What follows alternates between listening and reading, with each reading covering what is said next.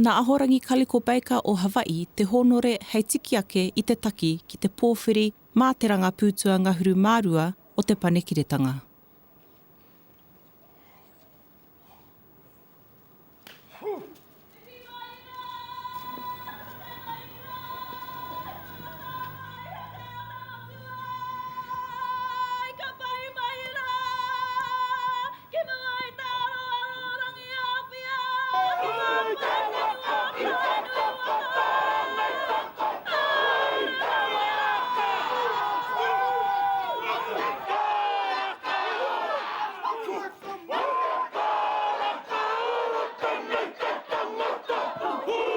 Toko toru ngā mātanga reo o Hawaii I haere mai kia ki te ākanohi I ngā hua o te whare makatea.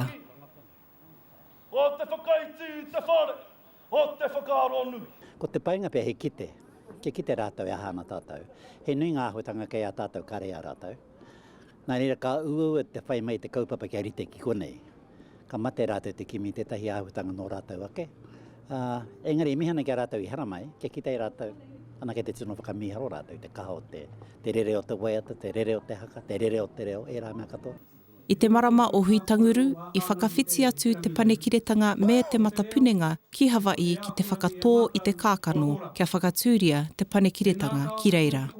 Ko te kōingo te ngākau o ngā mātanga reo o Hawaii kia whakarewa te kura I roto I te rua tau e haere ake nei.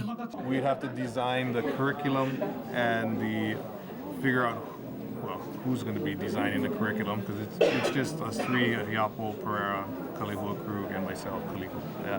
And right now, so we're going to invite some people to come in and sort of design what it's going to look like. And then we'll have a sort of mock run at it. And hopefully within a year's time, we'll be able to open up the program. Maybe 2 years at the most. Rua tekau mā toru ngā tore kai huruhuru I puta I te ihu hei I ka āwhiro no te ranga pūtua ngahuru mātahi. Ko te pāwhakawairua o te rangapū, tētahi o rātau. Ka reo I haere mai me taku kotahi. I haere mai au hei kanohi, mo taku whānau, mo taku hapu, mo taku iwi. Ko tāku mahi I nāi ko te hoki atu.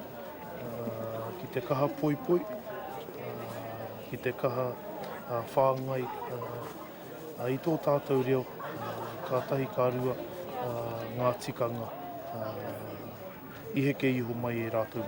Hoka hoka ki uta, hoka hoka ki tai, he aha hakai ma te manu. He rā tēnei kua titia ki te whatumanawa o ngā I ka āwhiro.